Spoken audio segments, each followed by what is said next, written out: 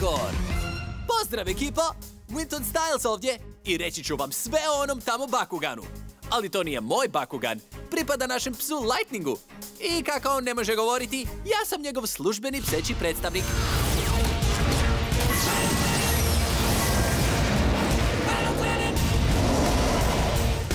Ovo je Lightning u akciji. Ovo je Halkor. Kao što vidite, on je troglavi pas. Ima smisla da naš pas ima Bakugan psa, zar ne? Čovječe, kako se njih dvojica bore! Halkorova frakcija je Darkus. Ako ste obratili pažnju, znate da su Darkusi puni mračne energije.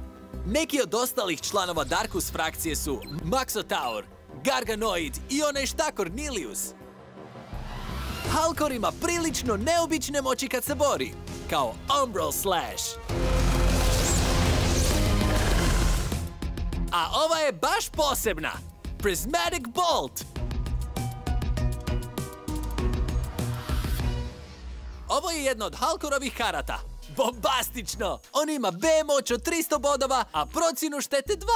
Jednostavno morate zaigrati. Sad znate sve o Halkoru. Nadam se da sam bio dobar pseći predstavnik. Odoh, vidimo se!